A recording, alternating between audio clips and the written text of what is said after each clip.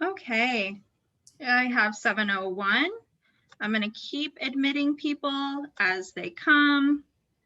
But let's go ahead and get started. I'm going to hand it over to Mary Luke. She is one of our executive members for the Equity Task Force. Go ahead, Mary. All right. Hi, everyone. Thank you so much for joining us today. We are super excited to be celebrating Pride Month with you for our Get to Know the Rainbow webinar with our guest speaker, Emily Mills, who you see on the screen here as well. But before we begin our program, I'd first like to start with just quickly introducing the Equity Task Force in case this is the first time you're joining with us. So if you can go to the next slide. Founded in Mason, Michigan in February 2021, the Equity Task Force is a community-centered group engaged in creating systematic change through public school district policy and curriculum that educates and inspires all into social justice work. Co-founded by Caitlin Thomas and Rhiannon Klein, we can move to the next slide here. With current executive committee members, we have Rachel Brander, Noelle Dolan, Kelly Hannon, and myself. Our group has quickly grown to over 250 members, and together we are tasked with the following initiatives: strategizing and organizing for local school district action to adapt DEI-centered policies and review and repeal those that are harmful. Creating educational content for community member engagement like this webinar we have here today, and organizing DEI-centered events such as Mason's first ever Pride celebration that we hosted a couple of weeks ago. We did a day of visibility for Black students in partnership with Holt and Waverly schools, and we're partnering with bestsellers and Capital Area District libraries to host story times in the coming months as well. And the next slide. We do acknowledge that we are 5 white women and 1 woman of color doing racial social justice work. Because of this, it's very important that we consult with members of the community that help us stay centered in our work and avoid unintended harm. With that, we're very pleased to have support and guidance from Mr. Paul Cato, a retired Mason High School teacher who you see here on the slide, and a new budding partnership with Lansing's NAACP, facilitated by Mr. Randy Watkins, which we are also very excited about as well. To learn more about our history and current efforts, you can visit us online, where you can also watch previous webinar recording, Get to Know Us, to find more information about us and upcoming events as well. But with that, I'm very excited to introduce our guest speaker, Emily Mills. Emily is the media and PR manager for the Nature Conservancy in Wisconsin. She's also the former editor of Our Lives, Wisconsin's LGBTQ magazine, and she's a lifelong queer person. She is also an activist, musician, event organizer, performer, and roller derby athlete, and all-around awesome person. Emily lives in Madison, Wisconsin with her partners and 2 very small dogs who you sometimes see popping up in her Zoom background. So I will kick it over to you, Emily. Thank you, Mary. And thank you again so much for inviting me to do this. This is a real privilege and a pleasure to be able to give presentations like this. I gave the first one last Pride Month at our workplace for my state chapter, and then it got expanded out to the Midwest, and then Mary asked me to do this. So I've tried to tailor it a little bit specifically for this group and for your area. But I always like to start this presentation by noting that, yes, I am a lifelong queer person. I am not an expert. I mean, I'm deeply, deeply in the community, and I am a lifelong learner, and I am always learning new things. And still, I only represent, I only live my own experience. I only know the people that I know. And when we say, the LGBTQIA community, it is vast. It exists everywhere. It encompasses people from all sorts of places with different experiences. And the terminology and the language and the experiences are always evolving. And so I'm going to do my very best to give you a nice big overview of kind of what the main terminology means, and sort of good best practices as allies and community members. And we won't go too far in the weeds, but there's lots of good weeds out there. So I just encourage people to continue their education, to be curious, to be open-minded, to seek this stuff out. to listen to other people with different experiences as much as possible. And my number one piece of advice always: ask, don't assume.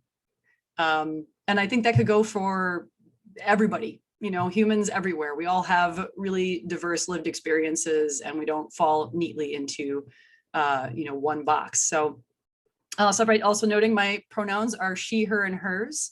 We already sort of went through all of these titles and things that I have done. I'll note I am here in my individual capacity, not officially with any organization or my workplace.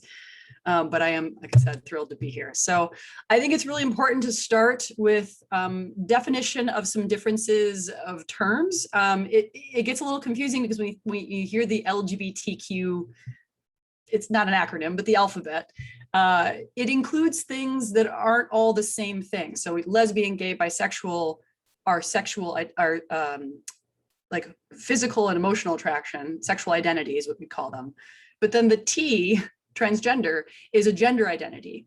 And so those are different things. And I think it's really common to get some confused with the other, to think that one thing then automatically means something else for the other.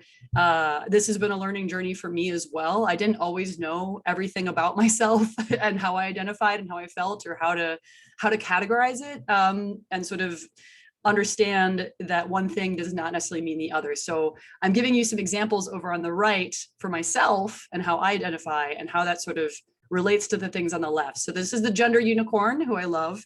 You can see the link down at the bottom there for where this comes from. It's a transgender organization that put it together, and I think it's really lovely and cute and very accessible. So we'll just real quick go over this. So these are all different things. They can relate to one another, and they can also be totally different from thing to thing in the same person. So gender identity is your felt lived experience of gender. So that is like, you are a woman, you are a man, you might be non-binary. We're going to talk about that later. For me, I identify as gender queer. Again, we're going to talk about that later too. And that's, I feel like a woman, but I feel like a gender queer woman. And that's a whole thing, and different people are going to explain that differently. Gender expression is your outward presentation to the world. And so you might have a more, you know, what your particular society or culture views as feminine or masculine, or combination, or none. You know, I sort of would be categorized sort of as a tomboy or masculine of center, but I also occasionally like to wear really bright glittery crop tops and you know, and leggings and things as well. So I like to be all over the place, but anybody can look any way and still have whatever gender identity or sexual orientation. It's not, you know, as a straight person too, you can dress however you want, and it doesn't indicate your gender identity or sexuality. We talk about sex assigned at birth. This is sort of the accepted way to talk about, you know, what ends up on your birth certificate according to a doctor.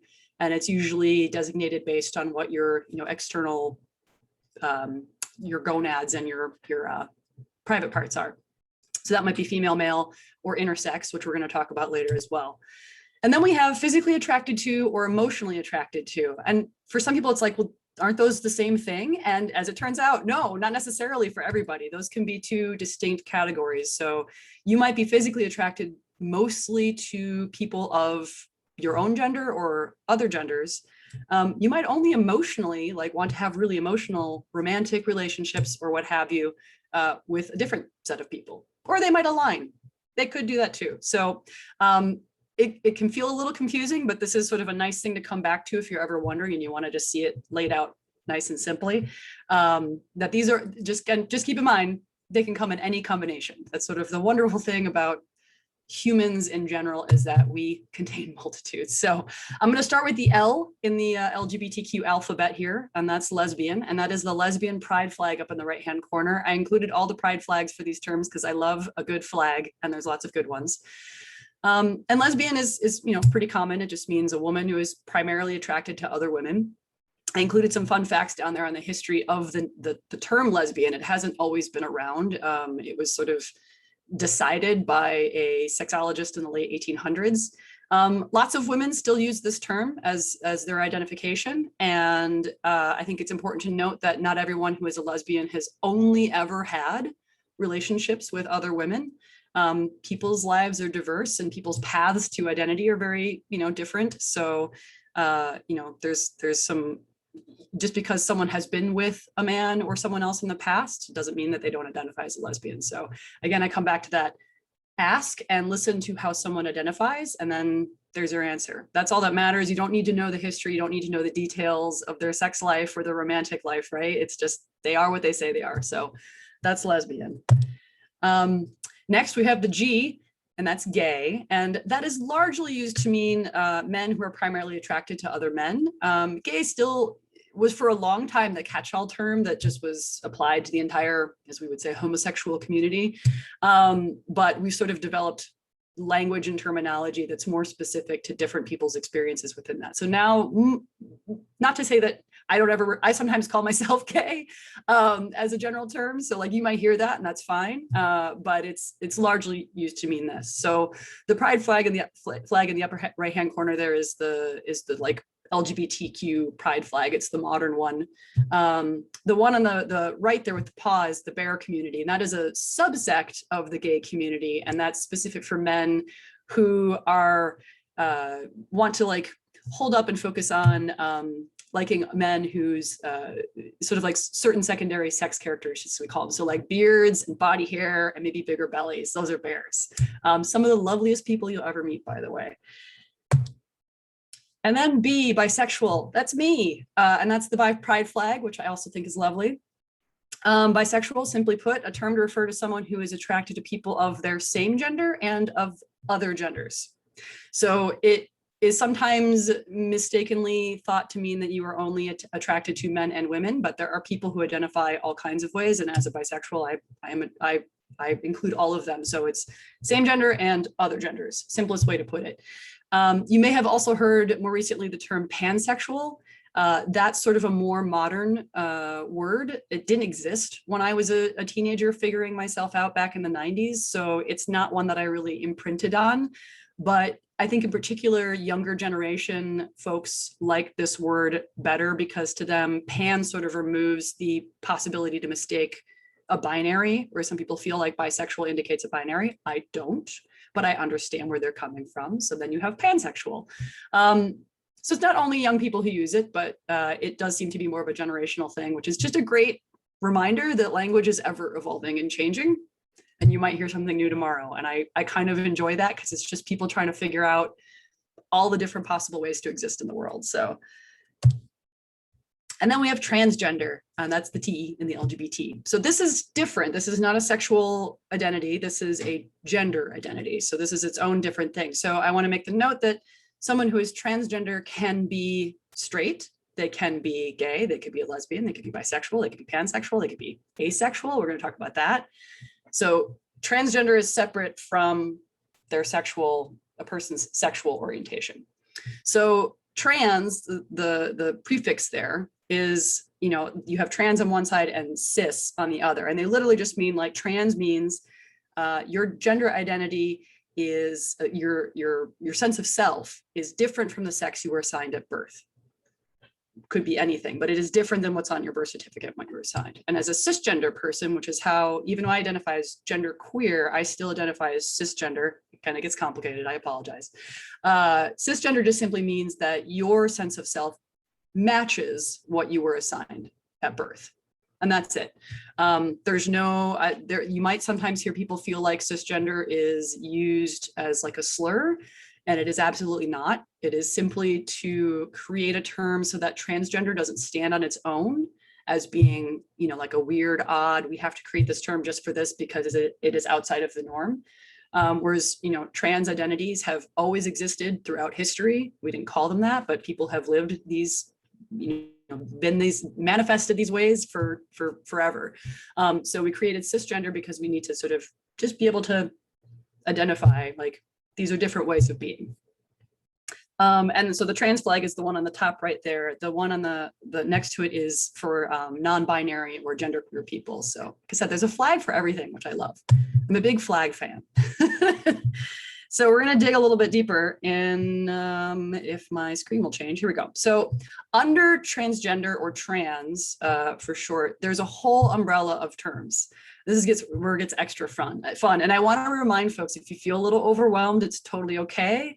This again has been a learning process for me. I have a lot of really amazing trans friends and friends who identify all kinds of ways, and I've relied on, you know, scholars and authors and activists and stuff to learn this stuff over the years. You know, I've been through a journey on this and my understanding and getting rid of, like, you know, harmful terms in the way that I speak and the way that I understand things. It's a journey, and I don't expect anybody to learn all of this right away and to know it and to have this all memorized. I think the important thing, like I said, is just to keep that open mind, listen to people and believe them when they tell you how they identify. And then just know that if you feel like it, and it's a good thing to do as an ally, is just to explore all these different things that are out there. There's lots of great resources online in particular about this stuff. So the trans umbrella. So we'll start with just the term transgender. We already talked about that. You may hear an older term is transsexual. It is largely not used anymore. Some trans folks view it as a slur. It can be really hurtful and harmful. So especially as an ally, someone who is not trans, I would say don't use the word transsexual anymore. It's what we call a medicalized term. It was sort of imposed on the community by, you know, the straight cis medical community. And it largely indicated, you know, you could only be this if you'd had surgery to alter yourself or to, you know, confirm your gender. And it's really, really important to note that not all transgender people want or can access gender confirmation surgery. Not all transgender people want hormone therapy to change the hormones in their body. You can be transgender without doing any physical change to your body. It is a felt, lived experience, but some trans people do, and it is really important to have access to gender confirmation treatments, whether that's mental health or physical or in surgery and hormones. But that's why transsexual was largely set aside, as like it was an imposed term, and it sort of indicates a thing that is not true for the vast majority of the community. So we'll move on to non-binary. I think that's become a more and more common term too. I think most recently I saw, who was it? Demi Lovato just came out as non-binary. So, like, you know, there's some big names in the culture and in music and elsewhere who are starting to identify with this. And it simply just means that you don't identify strictly as either male or female. You could feel like a combination. You could feel like neither. You could feel like a wonderful whole mishmash of just a gender rainbow. So non-binary just means you're not one or the other. And it's sort of important to note that non-binary is considered part of the trans umbrella, but not every non-binary person identifies as transgender.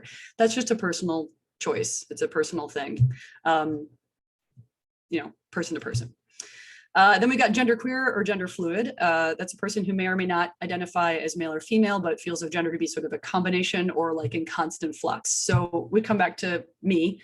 I identify as a genderqueer woman because my lived experience, I've always felt fine in my own body, but I have never really conformed with what was expected of a woman in our society.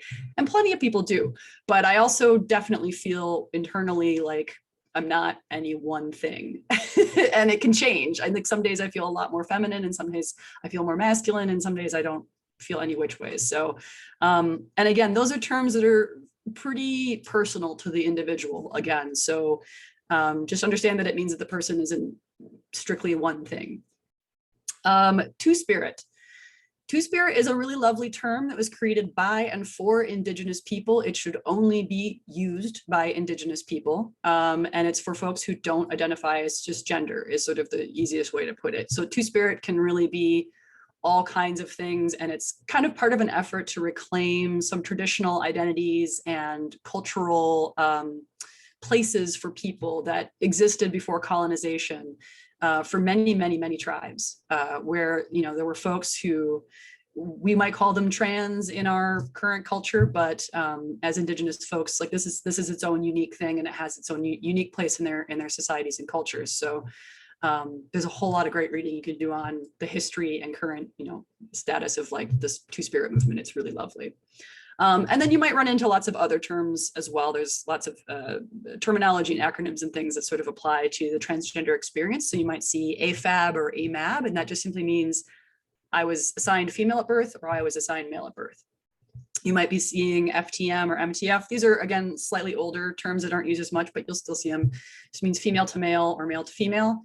And then some other terms in there too. They're just like different ways, like agender, like I don't feel like I have a gender. Bigender is sort of another way to say both, gender expansive, etc. So there's lots of stuff. People are playing with lots of language here, which is really great. So, because this is a lot to take in. I will be sharing these slides later so that they can get sent out and shared around if people want to refer to them as well. So don't feel like you have to take extensive notes.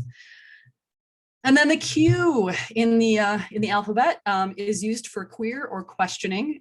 Queer is sort of, it's a wonderful catch-all in my opinion. I identify as queer in addition to bisexual because queer for me is everything. It's gender identity, it's your sexuality, it's how you move through the world, it's how you present, as all of that can be queer. However, I should note, as some of you are probably very aware, queer for a long time was used as a slur. It was used as a harmful word to throw at people for various reasons.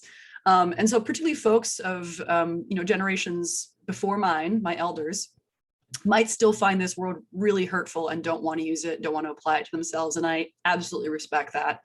So once again, I remind folks, don't use the word unless you are sure that the person identifies and is okay with it. And so, don't just automatically assume that everybody's okay with a term for themselves. And then we include questioning in there too, because, there's lots of people in the world who don't have it all figured out, or, might be newly kind of, considering some of these identities are a possibility for themselves. So we want to include them and make sure people know that they're welcome in the community, in the process, because even for those of us who've picked terms for ourselves, picked names for ourselves, are often still questioning stuff and learning things about ourselves. I am almost 40 years old and I can't pretend to have myself entirely figured out either. And it's all part of the process. So, and again, the general gay pride flag.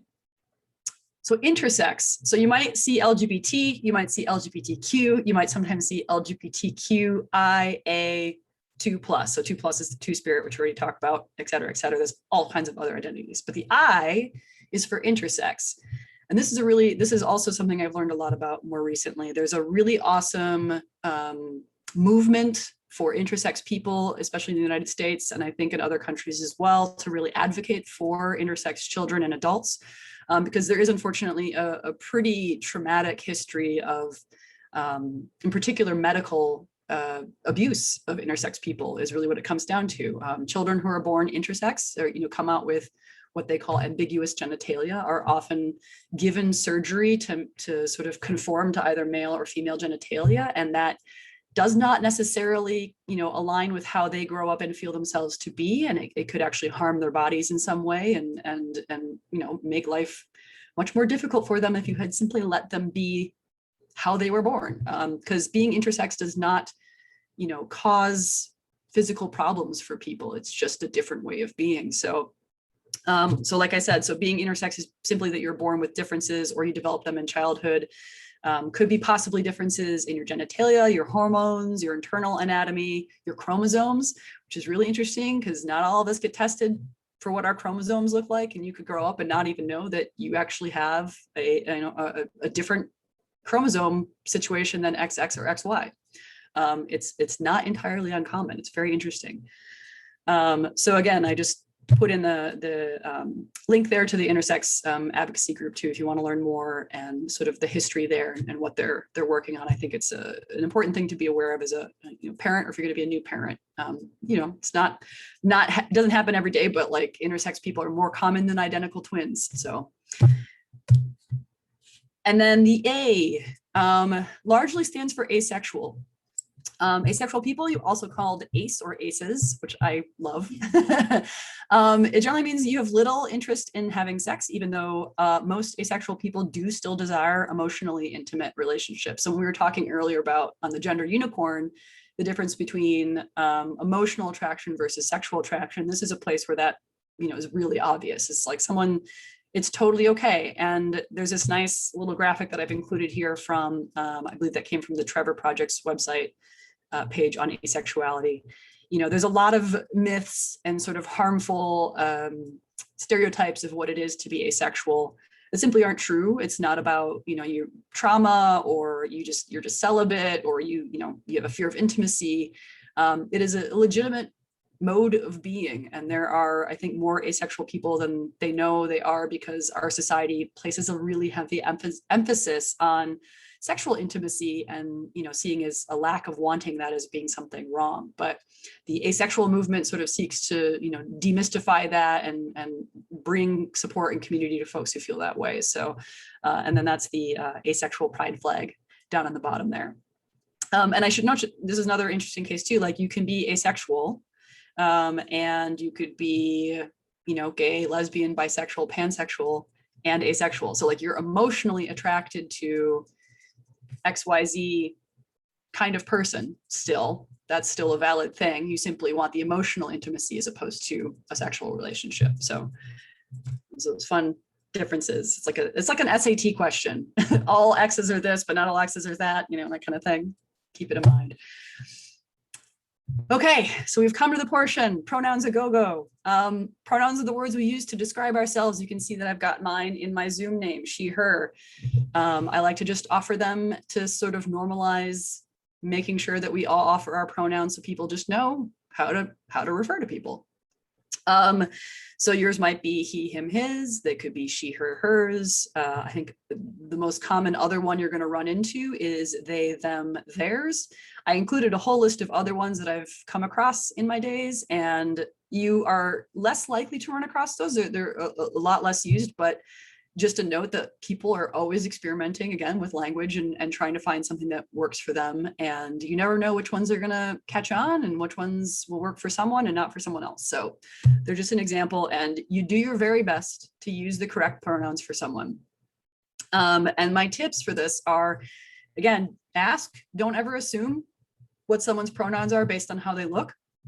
Someone could look to you like what you expect a very feminine, typical woman to look like, and may not use she, her, hers, and vice versa for any other pronouns. So it's just important to ask. And the simplest way to do it is just, what are your pronouns?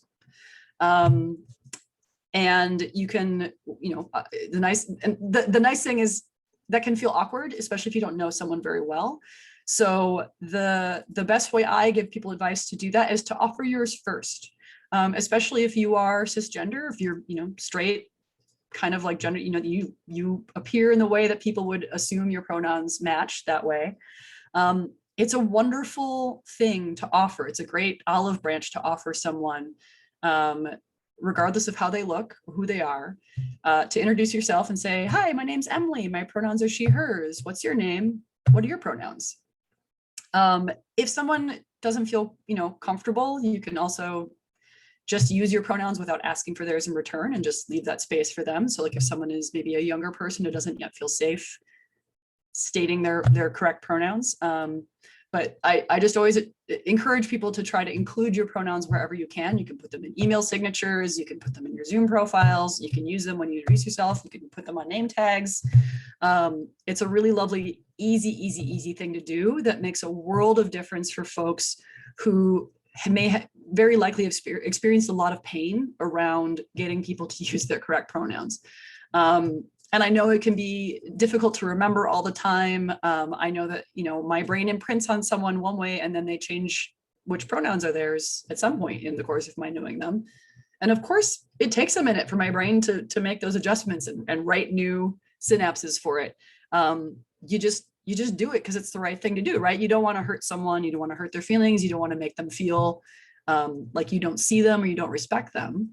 So it's a really simple thing to just work on. Just make a point to work on it. And if you mess up, which we all do sometimes, you recognize your mistake and you simply say, I'm sorry, you correct yourself and you move on. In fact, don't make a show of it. Don't beat yourself up. Don't make it a big deal, because that's usually going to be more embarrassing for the person who you've just used the wrong pronouns for. So real simple, apologize, you correct, and you move on. We all do our best, and that's all anybody can expect from someone else. And you're making that good faith effort goes a long way. I included a couple little FAQ sort of common pushback, that I've heard from people about using, in particular, they, them for a singular, for an individual. Fun fact, they, them as using they as a singular has existed in the English language, I believe, since the 1500s. So anybody who tells you that it's a new thing is incorrect if they want to be, a grammar nerd. It's been around for quite some time, and I think actually predates you even as a singular. So it's not grammatically incorrect. And I think more important than being, pedantic about it, is just simply like, that's someone's correct pronouns. It's what they want you to use. And it might feel confusing, and that's totally okay and understanding. But the more important thing, I think, that the vast majority of you and us and anyone we know want to do is not hurt someone. So, we want to validate people. We want to make them feel okay. So you just use their correct pronouns because it's the right thing to do. But I do note that it is also grammatically correct. And then just back to like, why do I as a straight cisgender person need to use my pronouns? And I say, yes, absolutely. You may not always remember, that's fine. But like I said, it's a wonderful olive branch to offer to people, to tell them that you care and that you are making the effort and that you are creating a safe space for them to also share theirs. And then it doesn't put the spotlight on someone, especially when you're in a group. If only one person shares their pronouns because, they're like, hello, I'm the obviously queer or trans person in this group, versus everybody shares them. And it just takes some of that pressure off of that individual to have to be the sort of standard bearer in that moment, or to, be the token or whatever it is. So simple, easy thing to do to be a good ally. A couple quick points about how to use these like in a sentence, because I've come across this too. And I think some people, there's people who do this willfully just to be mean, but I think a lot of folks just don't know. You haven't used it. So just keep in mind, this is also my journalistic reporterly background, is when you're referring to people, to refer to them as people. So, you'd say a transgender woman as opposed to a transgender or a trans. You would say a gay man and not a gay or the gays, unless you are gay and you're being silly. But as a straight cis person, those are incorrect. They're grammatically incorrect, and they dehumanize the people that you're referring to, because it just sort of uses this term and tosses it out, as opposed to like, this is a whole person we're referring to, and they are not only transgender, they are also a human being. So use their who they are as part of that to humanize them. It's a small thing, but it goes a long way, and it's also going to make you sound like you know what you're talking about, which is always nice. And I just put down here like no slurs, period. If you are not a member of that community, if you do not identify that way, those words are not for you. You might hear, like I said, as a queer person, I call myself queer. Some people still feel like that's a slur, so maybe it's not for you to use. But in harsher ones, like I've put up here, and I censored it because I don't want to actually write it out. I think you know what that word is, the tranny. That is a slur. Unfortunately, I still hear it a lot. Used, weaponized against folks, but you should just never ever use it as an incredibly hurtful word. And I think, the other ones we're all aware of, like just, and don't use gay as a derogatory term, like that's so gay, to mean like something is bad. I think a lot of kids still use that, unfortunately, but there's really great research and evidence that we're going to talk about this in a little bit, like having LGBTQ inclusive curriculum in schools, by having gay straight alliances, or gender and sexuality alliances is what they're largely called now, by changing the culture and making this part of it, and having visibility and seeing people who have these different lived experiences, really starts to reduce the amount of how often queer kids hear words like those in the hallways or from other kids. It cuts down on bullying, it cuts down on harmful language, it cuts down on all of that, and it benefits everyone. It benefits the straight kids too, who may not actually be straight, but may not be comfortable being out yet, or knowing that that's a possibility. And even if they are, it just creates this much healthier world. So, avoiding language that's harmful is again a simple thing to do that makes a big difference. And then just a little bit more about good allyship. I say it so many times, and I at the risk of being repetitive, ask, don't assume.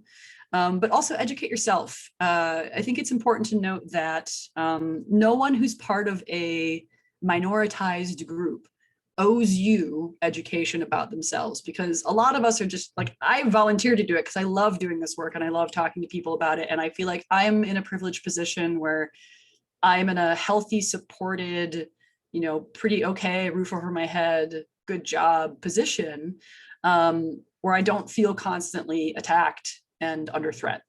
So I have the bandwidth to do this, and I love to do it, and I love to talk to folks and bring people on board, because we all got to start somewhere. But not everybody is in that place, and it's not fair for us. And this is true of me when I'm trying to learn more about different parts of the community that don't represent my identity. It's really important for me to educate myself. So there's so much stuff online. There's so many great workshops. There's great books. You can pay people. That's also a really great way, like pay someone for their time and their expertise, pay someone for buy a book and support that author, whatever it looks like. But don't expect that free education. If you know someone and you're very close friends and they're willing to have those conversations with you, that is a gift, and that is wonderful. You should make sure that they're okay with it. Don't expect it, and don't use someone that you happen to know has this identity as your go-to source for confirmation of all things and all education. That's a lot. It's a lot to ask from someone.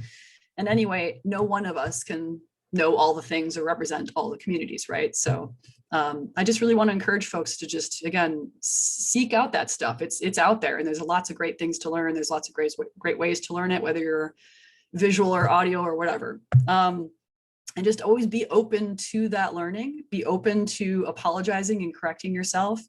You are not a horrible person for making mistakes. I wish our culture was better at normalizing making mistakes and failing at things, and that being totally okay. And in fact, a really important part of growth and change and becoming a better society.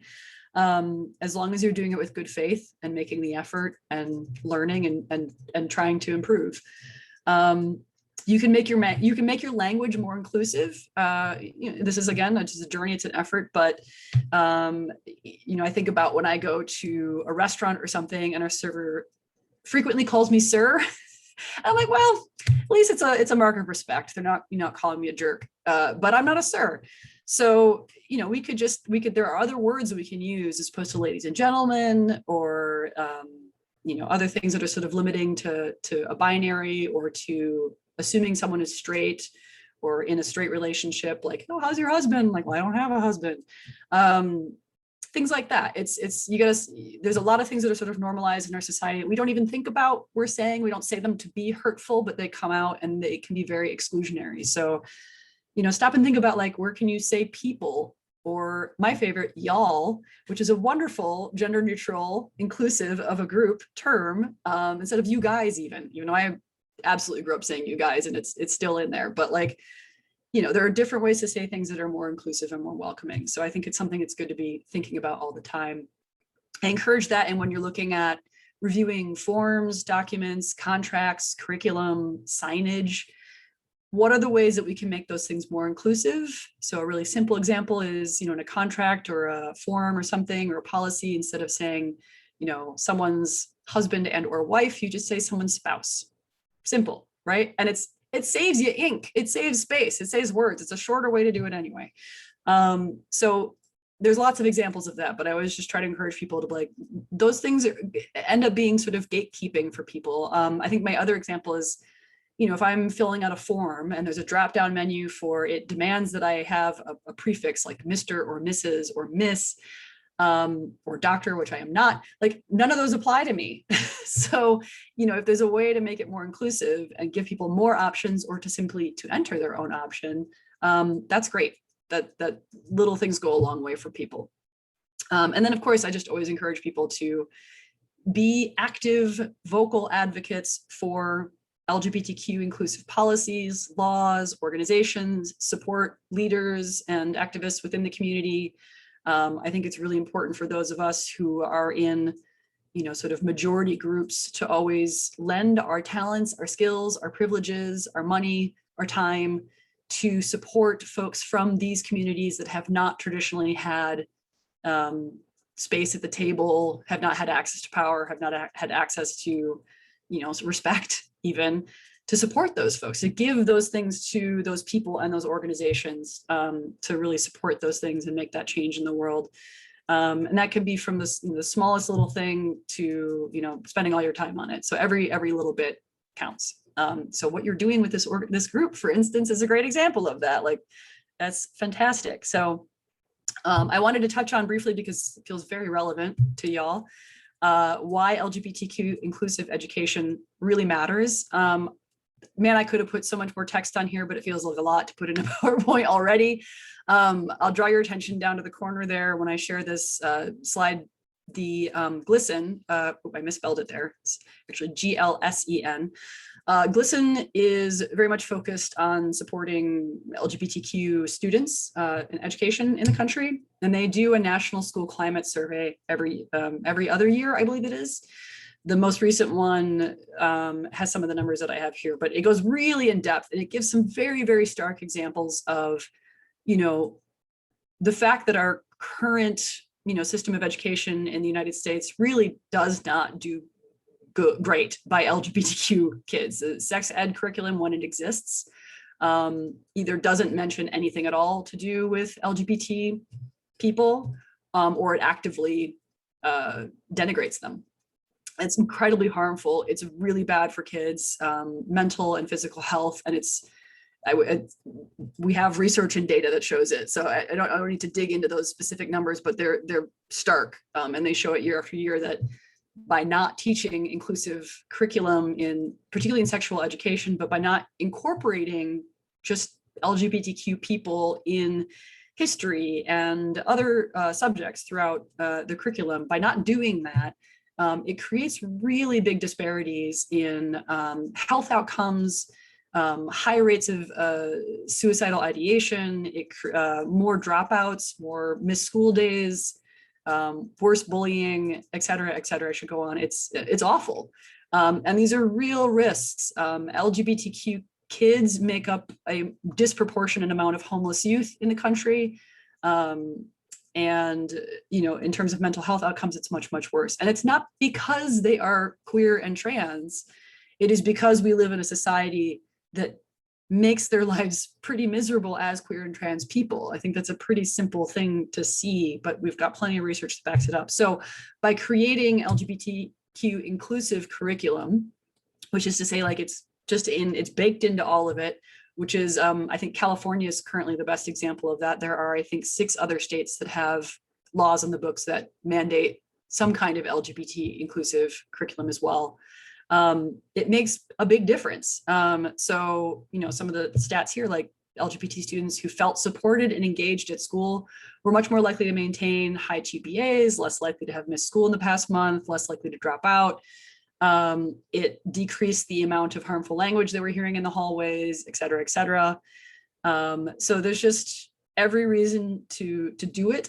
And unfortunately, I mentioned these 6 or 7 states that have good laws in the books. There are unfortunately a number of states that also have laws in the books that straight up prohibit teaching anything good or anything at all about LGBT people.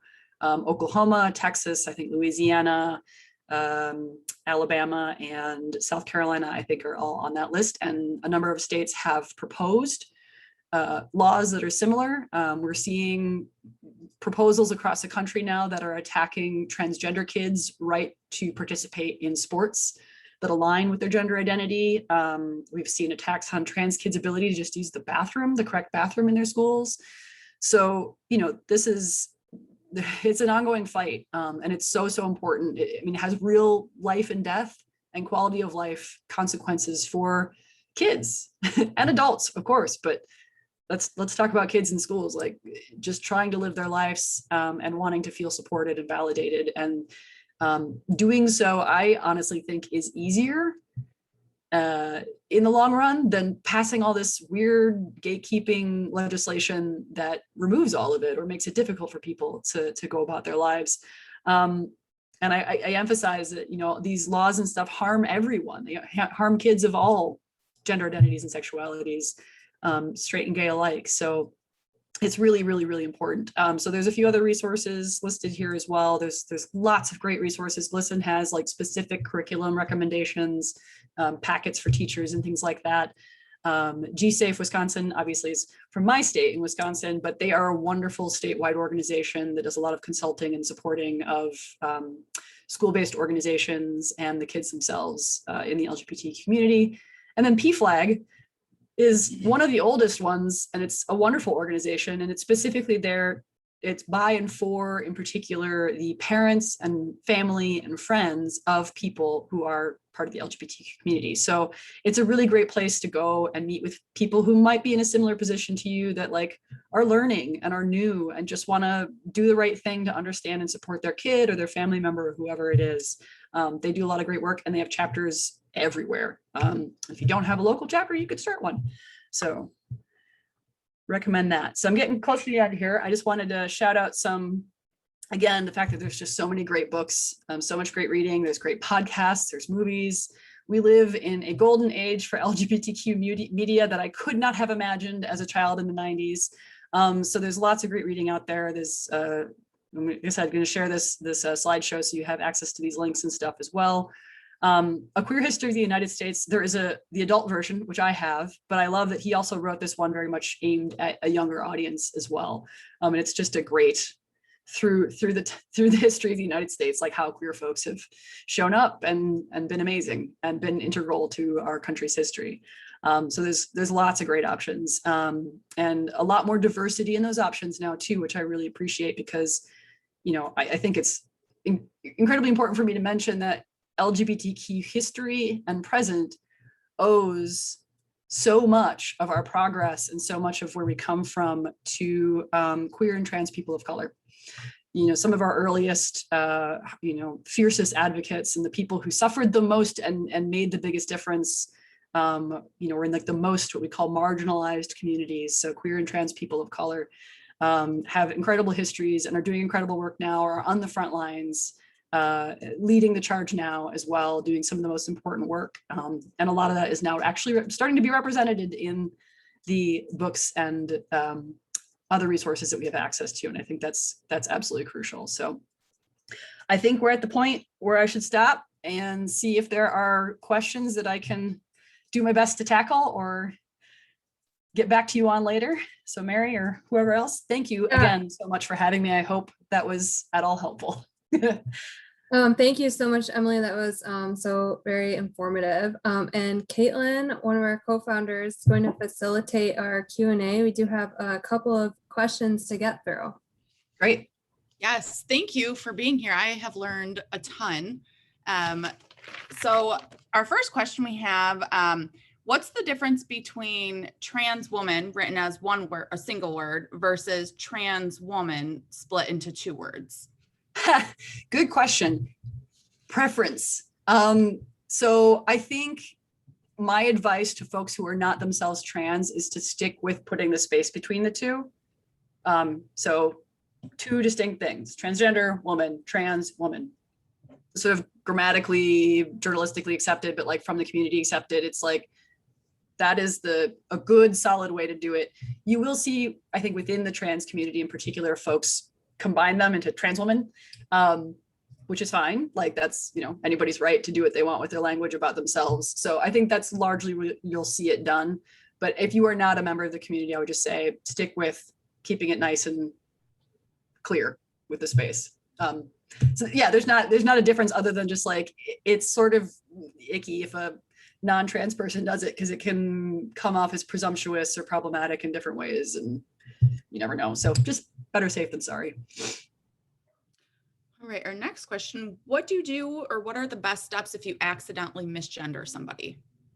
Yeah, sure. So as I sort of talked about with pronouns, it's the same thing, and I have been on the receiving end of this, and I have also done it to others. I was called a boy a lot growing up, and I still get sirred, as I like to call it, fairly frequently. And my reaction has changed over time, but I know that when I was younger and I was still figuring a lot of stuff out, like it really hurt, and it made me really embarrassed. I felt, put a spotlight on. It can be really, it can induce a lot of what's called dysphoria, and dysphoria is like an out of body feeling where you just feel disconnected from yourself and gross, versus my favorite term, gender euphoria, where you feel finally, affirmed and at home in your presentation and how you're seen. So if you accidentally misgender someone, you keep it as simple as possible. You say, I'm very sorry. Then you use the correct pronouns or, correct words to gender them correctly. And then you move on, and that's it. You don't have to have a whole conversation about it. In fact, I would encourage you not to, because again, it sort of creates that heavier spotlight on someone and make them feel really awkward. And like, now they have to explain things to you. Now they have to make you feel better about making a mistake about them. And I think that's the biggest thing is, don't unintentionally or intentionally make it about you. You simply made a mistake, correct yourself, move on. That's it. Is there a certain age appropriateness to start learning? Like, is it too young to start talking to our kids about this? This is so tricky. I have friends who have, so I don't have children, full disclosure, but I am auntie and like queer auntie to many kids that my friends have. Kids are light years ahead of us, and they're ready to be light years ahead of us. That's what I love. I learned so much of what I know from younger generations. If we don't put the bad stuff into kids' heads, they're kind of already in the place where they're like, yeah, you're you, and you say you're this thing, and that's great. Okay, cool. So I think it's really appropriate to start having conversations and doing education with really young kids, and you just sort of change how specific you are as you get older. So I think you can teach kids like generally like, yeah, this person is transgender, which means that, the doctors said that they were a girl when they were born, but they know that they're a boy. Easy peasy, super simple. And I think the vast majority of kids I've met, like really little kids, are like, oh, interesting. Okay, done. And it's in their head, and that person is a boy, and it's fine. And that doesn't get into anything even more complicated. You don't have to explain, genitalia to them. You don't have to explain, since transgender has nothing to do with sexuality. And even with sexuality, I think something that the queer community is really fought to make clear is we don't want to be desexualized by the media, but also like simply stating, that I am bisexual. I'm not telling you my whole intimate sex life.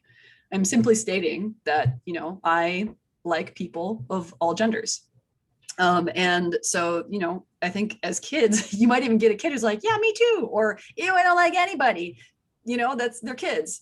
So you'd be like, well, as adults, some people, some women mostly want to be in relationships with other women, and some men want to be in relationship with mostly men. And some people don't really care. They like all sorts of folks. So the language that we use can be, very general, just as like the high level, what is the thing? And you don't have to get into that nitty gritty until, the kid is maybe at a developmental stage where, it's more appropriate to start talking about, the ins and outs of sexuality and, healthy sex and consent, et cetera, et cetera. Although I think you can and should teach consent right away, because again, that's a concept that's just like, do you want this person to hug you? You can say no. You don't want to hug. You don't want to kiss. You have those boundaries, and that's good. So like this gets into a whole conversation about how important it is to have inclusive sexual education and how that's beneficial to all children. But I think it's a good example of something where like you're teaching a concept that's going to be really crucial to them when they get to the stage where we're talking about nitty gritty sexuality, dating, reproduction, all of that. But you get to it ahead of time, which is those basic concepts of like how to have respect for yourself, how to have respect for other people. Different people identify different ways, all of that stuff. So I'm a big advocate for like, I think it's absolutely appropriate to do it from a very early age, and you just use more appropriate language. And the great thing, again, is there's so many awesome teachers' guides, parents' guides, books, and things like that that dig into this and how to do it. So if you're feeling at sea, there's a lot of really good resources out there to help you navigate it. Thanks, Emily. I'll jump in and just add here too. Like, I think it's so important to, begin at any age. I don't think there's necessarily an age where it suddenly becomes okay, right? Because part of this is this is just the part of the human experience, and it's normalizing this way of being, right? Like we wouldn't ever say, is someone too early to learn about straight relationships, right? That's just part of everybody's existence. And it should be the same with LGBTQ people as well. Yeah, it's a great point, Mary. And it's, also recognizing that, like, you teaching your kid this, and there's probably a kid in the class who might have two moms or two dads, and this is their reality every day. So like making sure that other kids know that that's a thing and it's fine, and they're not going to freak out about it or tease them, makes such a huge difference. So yeah, I agree, like as soon as possible, because it is the lived experience for a lot of kids. I want to think about, in particular, transgender folks. Some people don't really, recognize that in themselves until much later in life. But like, I've known kids, really young kids, who knew right away that they were trans. Like as soon as they could speak, we're telling, I actually know I'm this other gender. So, to normalize it for them and make them feel okay and welcome and safe to talk about that is so key, and can, we know how important early childhood development is to like the rest of our lives. So that's a huge part of it. And we can do a lot by just making it okay and talking about it. So I think you kind of started to touch on this a little bit, but is there a way to get others, specifically adults, to, you mentioned not desexualizing, but not sexualizing gender, specifically in more conservative communities, or sexualizing the whole LGBT community? Oh, so just being like, everything is, you're talking about sex and I don't want you to do it. I don't want to see you kiss in front of me, et cetera, et cetera. Yeah. Oh boy, that's complicated, because I feel like it's tied up in just our society's attitude towards sex generally. But I think you got to start with people person to person. So if it, I think in particular, like if you're an ally and you know the person who's like expressing this and making these comments, it's your role then is to have a personal conversation with that person and try to meet them on their level. And, something that I've been constantly trying to learn is to have these conversations and not come steamrolling in with lots of righteous indignation and just be like, hey, like, I'm curious where you're coming from and what your experiences have been. And like, why do you say that? And I think a lot of times when people say things that are gross, icky, problematic, bigoted, racist, et cetera, sometimes just asking one question, like asking them to stop and think about, like, why did you say that? Where are you getting that from? Is enough to get them to stop and be like, yeah, actually, I'm not sure. And you have an in and you can have a conversation. It's not true of everybody, but I feel like a lot, maybe the majority, you can get that in. You have that in with just by asking like a question without being combative. And so I think that's the place to start, is those personal relationships. And then, making the point that like, well, would you feel comfortable seeing a straight couple kiss, right? You might feel uncomfortable with like, if they were really heavily making out, like that, like this sort of level where it becomes something else. That's fair across the board. Like, I don't always want to see people doing a whole thing that kind of, you cross a consent boundary at that point. Like I didn't sign on for this, but just like, a nice kiss, a hug, being affectionate, that should be okay for anybody ever. It's not harming you. It's not causing any problems. If you're worried about this, the person's like, well, I don't have to tell my kids about this. And I'm like, your kids already know, one. And two, it sounds like it's more of a you problem. So, don't say it like that, because that's really competitive, obviously. But like, you gotta find those ins. You gotta find those personal points of connection, something that makes sense and is part of their lived experience, where you can kind of draw that line of like, if it's okay for them, then why not them? Because it's the same exact thing. And if they're still not comfortable with it, it's just going to take time, and you got to just keep having those conversations. I think, again, having more exposure to things in popular culture, what we see in movies and news, really helps to sort of normalize it. It's just like, yeah, if no one else has an issue with it, why do I have an issue with it? Why am I still caught up on this? I got to stop and think about that. And you can help someone along with that as best as you can. It can be really frustrating, can take a lot of patience, but personal relationships, man, they go a long way. All right, I have one more question, and Mary may have some additional ones after, but do you have any advice or recommendations to parents or community members or anyone who's involved in public education, local school districts, on how we can get our schools to become more inclusive environments? Yeah. Keep doing what you're doing with groups like this. First and foremost, build community. I mean, that's such a fundamental part. Like, have community, have support where you can commiserate with other folks. And it should never be one person's job. You should never feel like you're the only one who has to do it all, that you have to do it all, because you can't. It's got to be a community thing. So the more you can build those personal relationships, bring people in small ways, in large ways, whatever their capacity is, whatever their skills they bring to the table, and build that groundswell. You can do things like write op-eds for your local, if you have a newspaper, something online, whatever your local media landscape looks like. If op-eds still exist, like write a letter to the editor, post about it on social media, share good things. It doesn't all have to be like, I'm angry, this terrible thing has happened. Like, share the good stuff, share positive news. There's lots of great, people doing amazing things. And I think we call, again, in journalism, we call this asset framing. You have to talk about the needs, the wants, the hopes, the dreams, the skills, the abilities of people, yourselves and people in these communities, and then talk about what challenges and problems do they face and how can we help support addressing those. So it's not just all doom and gloom all the time, and it's more empowering and it's more holistic.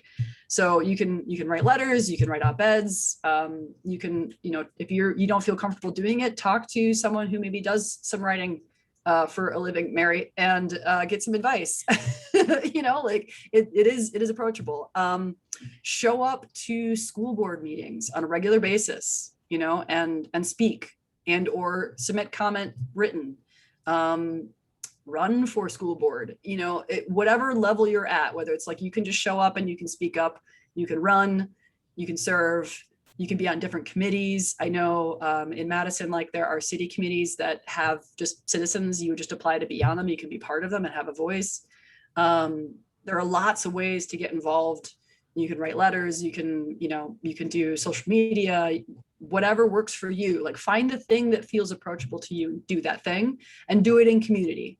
So you're not a lone person, you're not an island, you are working with others, you have that support, you can get more education, you can get input, because we're going to make mistakes and everything, but lots of different people have different ideas about how to approach something. And I feel like I want to shout out, there's a book that came out recently about ACT UP, which is the really radical AIDS advocacy group that was kind of big in the 80s and 90s.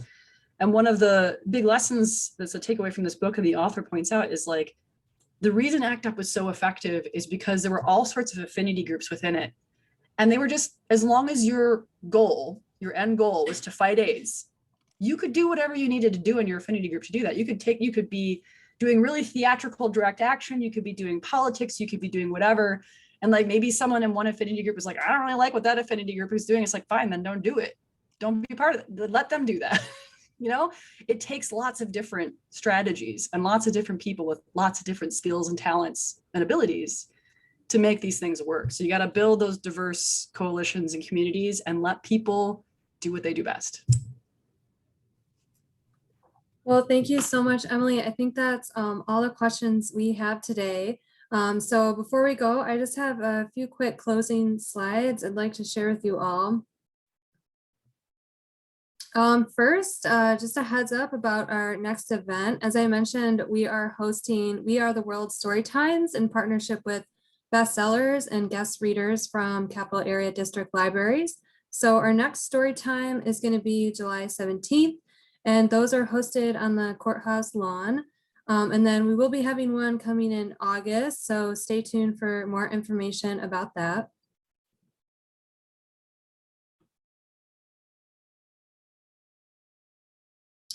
And then we do have the Masons Spring Fling Light Post contest going on right now. So if you haven't seen the light post downtown, we decorated a light post and covered it in everything rainbow and Black Lives Matter. So it would be awesome to have the community show up and win the light post contest, and it's super easy. All you have to do is go find the photo on the Mason Area Chamber of Commerce page and like it, and the most likes will win. So that's a quick and easy thing you can do right now to support us and have a little fun while you're at it. And if you want to take a selfie at the light post poll, that would be cool too. And then Emily also mentioned many wonderful ways to get involved and to be an advocate and to be an ally. So like Emily mentioned, showing up at board meetings is super helpful and important. We do post those on our page. So you can find when those are and how to get involved on Facebook at the Equity Task Force there below. So I just want to thank Emily and the rest of the committee members for hosting this opportunity. We will post the recording on our YouTube page and make that available on Facebook. So if you want to go back and watch it or share it with friends and family, please feel free to do so. And thank you again, everyone. And thanks so much, Emily. Hope you have a great night. Thanks so much for having me. I really appreciate it. Bye.